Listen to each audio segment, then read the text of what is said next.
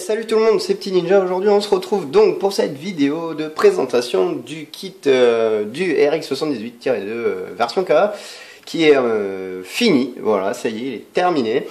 Donc je vais vous présenter un peu les particularités de ce kit et on va voir ça de suite. On va s'intéresser aux difficultés, aux points positifs, aux points négatifs, aux articulations et voilà, enfin allez, on attaque, c'est parti. Donc notre RX78-2 version K, le voici. Donc là, il est fini, il est peint, il est verni. Vous voyez qu'il y a les décals.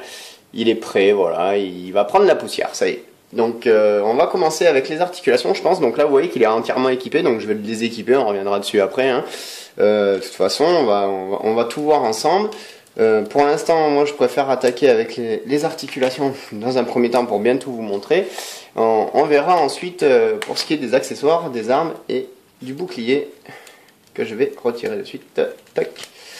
Voilà. Donc, concrètement, notre RX78-2, le voici. Il est tout beau, il est tout neuf, je viens de le finir, c'est magnifique. Donc, on va commencer par le haut. Donc la tête, vous voyez que la tête, on peut la faire tourner sur 360 degrés. C'est magnifique. Voilà, vous pouvez un peu l'incliner sur les côtés, un peu vers l'avant et l'arrière, mais bon, c'est pas non plus excessif, c'est vraiment histoire de dire. Oui, parce que bon, il faut dire que vu que c'est un kit qui date un peu, les articulations, elles sont pas forcément très élaborées. Il n'y en a pas beaucoup non plus. En ce qui concerne les bras, ouais, vous avez la possibilité de faire 360 degrés aussi. Voilà. L'épaule, elle bouge légèrement vers le haut, vers le bas, hein, là, comme vous pouvez voir. Je vais me rapprocher un peu. Voilà, tac, tac. Voilà, ici. Le bras, vous pouvez le lever dans ce sens. Voilà. Ensuite, il fait 360 degrés sur lui-même, à ce niveau-là. On le voit ici, tac, voilà.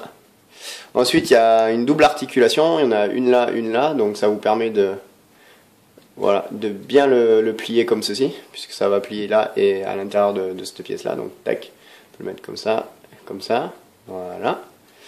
On peut le tourner comme je vous ai montré. La main, c'est pareil, donc la main, elle va, hop là, s'il y a une pièce qui s'en va, ça peut le faire. Je peux la faire tourner sur 360 degrés. Et donc là, vous voyez que le pouce peut bouger tout seul. Voilà. Et là, vous avez les doigts comme ça. Alors celui-là, vous pouvez le désolidariser des autres. Je sais pas si ça se dit, il me semble, mais bon. Voilà, tac. Ou l'inverse. Hop là. Voilà. Donc à savoir qu'il y a une autre paire de mains qui permet, entre autres, de pouvoir tenir les armes. Mais bon, moi je laisse cela puisque de toute façon il porte que le Beam Sabers dans sa main, donc j'ai pas jugé utile d'en mettre une autre. Au niveau du torse, de la taille, vous voyez qu'il y a une légère rotation, mais on peut pas faire 360 degrés. Je vais vous expliquer pourquoi juste après. On a une petite rotation avant-arrière, mais c'est léger, les côtés aussi, mais c'est très léger, et on peut juste un peu tourner comme ça. Alors pourquoi on peut pas non plus trop le tourner dans tous les sens? Ben c'est simple, parce qu'en fait ce Gundam là, il a la particularité d'avoir le cockpit en fait qui se transforme en astronef en fait, et qui vient s'insérer dans le torse et se fixer sur les jambes. Donc en fait, je vais reculer un peu le Gundam, c'est ce petit avion là qu'on voit là. Voilà, donc là dans la série Gundam, Mobile Suit Gundam, donc la toute première série animée Gundam, donc il y avait ce petit véhicule là, ce petit astronef là que vous voyez là, qui servait de cockpit. Donc en fait, si je vire les roues, tac, hop, tac, voilà, ce petit aéronef, astronef même, ce qui va dans l'espace, et bien c'est lui qui va faire le cockpit. Donc hop, on rentre le nez, ensuite on rentre les ailes, voilà, et là vous allez voir, c'est magique. Hop, attendez, je vais me mettre bien en face.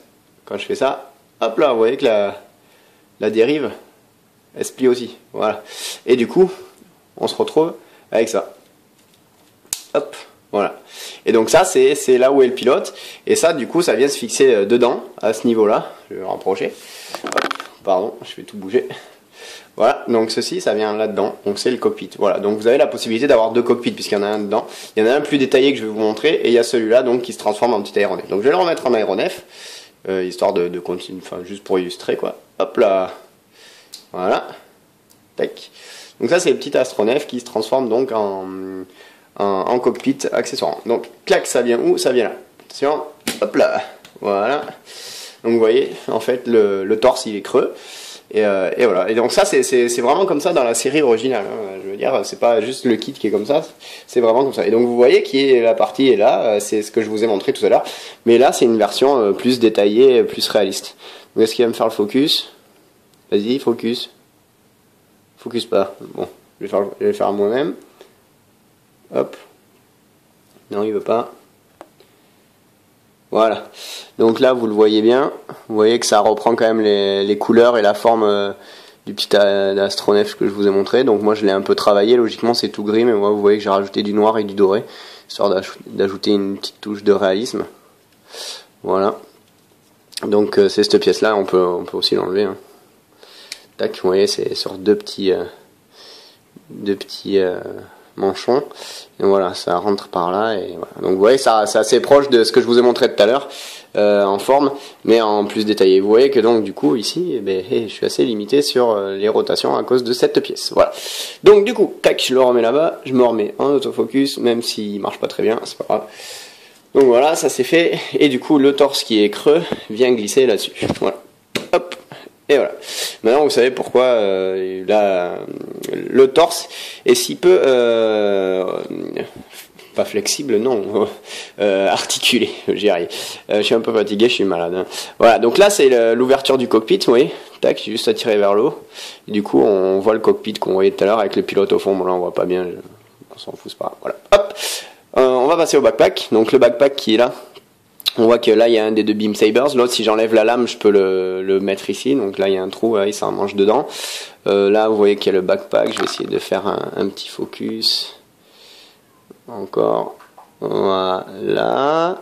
Donc ça c'est le backpack, je fais tout bouger mais c'est pas grave, j'espère que vous n'avez pas le tourné.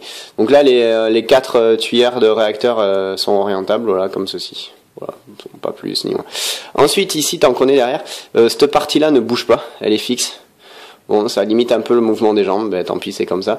Et là, si je vous montre, si je fais ça, hop, ça s'ouvre. Vous voyez qu'il y a une pièce arrondie. C'est ça qui accueille le super canon hein, que vous avez vu tout à l'heure en début de vidéo. Donc vous pouvez le glisser là et il le porte dans son dos. Voilà. Ensuite, hop là, autofocus. Merci. En ce qui concerne les jambes, donc par contre devant, ces deux pièces-là sont mobiles, mais de manière indépendante. Vous voyez que je peux enlever une sans lever l'autre, donc ça c'est assez pratique pour lui faire des pauses.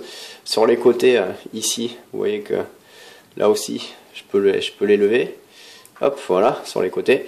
Toi tu restes là, et ensuite ici ça a des rotations sur les côtés. Et ensuite, qu'est-ce que je voulais dire? Si vous entendez miauler, c'est mon chat, il est ultra chiant en ce moment, il fait que rentrer, sortir, et dès que je le mets dehors, il miaule, donc c'est assez agaçant, donc j'espère que vous l'entendrez pas. Ouais, c'était pour la petite info. Pour les jambes, donc pour les jambes, vous voyez que je peux faire une petite rotation sur les côtés comme ça. Je vais me mettre bien en face, voilà, hop. Vous voyez que c'est assez léger, hein. Je peux pas faire 360 degrés. Je vais pouvoir venir la lever là, condition de lever cette pièce, voilà. Je peux la lever là, vous voyez qu'il y a des petites tuyères de réacteur, et donc ça donne ça, voilà. Je peux les lever au maximum. Ensuite, je peux la faire partir en arrière, sur le même axe. J'espère que ça ne lève pas, non. Ouf, bon. Je crois que ça, je vais l'enlever après si ça continue.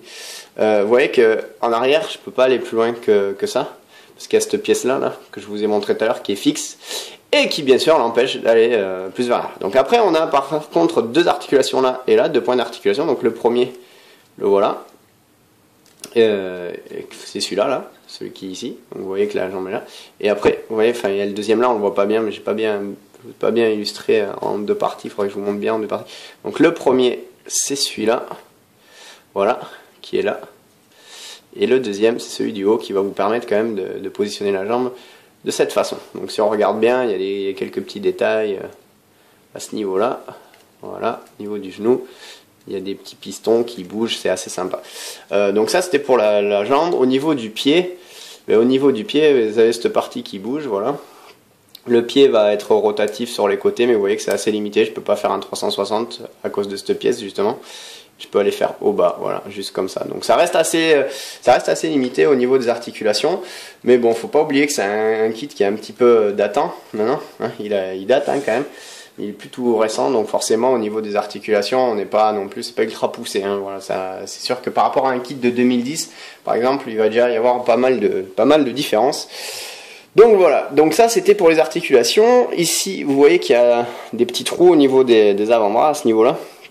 C'est justement pour le fameux bouclier que voici. Vous voyez qu'il y a un système de fixation là, donc avec un petit téton, hein, je sais pas comment on peut dire, hein. Et voilà, donc c'est rotatif, vous voyez, c'est rotatif. Il y a deux pièces, il y a cette pièce là qui permet donc justement de mettre le téton dans le trou qui est là, voilà, dans le petit polycap, ça s'appelle un polycap, hein, voilà, et que ça permet de l'avoir sur le côté, vous voyez, comme ça, donc ça va suivre le bras, mais je vais pouvoir le tourner autour de son axe aussi si j'ai envie. Il y a une autre pièce qui vous permet, en fait, de mettre le bouclier dans cette position, voilà, dans la position arrière, voilà. Moi je préfère sur le côté, c'est mon goût, c'est plus je trouve ça plus à mon goût, voilà. Donc là vous voyez qu'il y a les décals ça c'est des décals à sec, et il y a des petits stickers là, vous le voyez, il y a un petit reflet et une petite vitre là où je fais glisser mon doigt, il y a une petite vitre. Et bon, mais là j'ai fait du panel lining au marqueur Gundam gris foncé, donc ça rend plutôt bien. Voilà. Ça c'était pour le bouclier. Ensuite, on va reculer lui. Je vais vous montrer donc le petit canon. Donc ça c'est le premier canon. Je vais essayer de faire un focus sans tout faire bouger. Non, il veut pas. Allez, prends-le. Voilà. Vous voyez, il y a quelques petits autocollants dessus. Donc là, vous voyez, le chargeur, il est mobile. Je sais pas trop à quoi ça sert, mais bon, voilà. Ça reste après assez simple. Là, vous voyez, il y a la lentille. Elle est mobile. Donc là, vous voyez, quand je l'ai fait, j'avais pas encore du jaune translucide. Donc j'ai peint le fond en jaune et j'ai mis la lentille dessus en transparent. Donc pour remédier à ça, pour vraiment faire quelque chose de jaune translucide, je me suis procuré tout à l'heure là du Tamiya Color, donc de la peinture. Vous voyez, c'est du clear yellow, ça s'appelle, donc du jaune transparent. Donc je vais repeindre ma lentille avec ça. Voilà, ensuite on va passer au Beam Sabers, donc enfin le Beam Saber puisqu'il n'y en a qu'un. Donc c'est la petite pièce que vous voyez sur le Gundam juste au fond là qu'on voyait tout à l'heure. Donc sauf que là, il y a la lame dessus, la lame laser. Donc la plupart du temps, elles font cette taille pour les MG, pour les Master Grade, elles sont roses. Mais il peut y arriver dans certains kits qu'il y en ait des vertes ou qu'il y en ait même des jaunes. Voilà, donc vous voyez, il y a encore un petit téton, il y a le trou là et vous avez juste à l'enfiler et voilà. Moi j'ai mis un peu de panel lining et là il y a un petit autocollant, voilà, on va pas s'attarder là-dessus. Et enfin, on va terminer donc avec le fameux canon, vous voyez, tout simple, avec une lentille aussi que je vais repeindre forcément puisque j'avais pas la peinture non plus à ce moment-là. Moi j'aime bien, les autocollants sont sympas, c'est assez détaillé, voilà. Donc là je vais vous montrer où c'est qui se met exactement. Hop là, et autofocus. Donc c'est ce que je vous parlais tout à l'heure, donc la petite pièce qui se relève là. Et il y a juste à le glisser en fait, hop, voilà, derrière. Et voilà, vous voyez que ça tient tout seul. Et ça crée un certain style à la figurine. Moi j'adore personnellement, je le mets derrière comme ça, je trouve ça ultra stylé quoi. C'est voilà, il est prêt au combat et c'est, enfin moi je suis bien fan. En plus, on rajoute bien entendu le bouclier. Alors attention, hop, voilà. On va bien positionner le bras. Voilà, comme ça. Fermez la main. Tac, je le fais un peu tourner comme ça, voilà.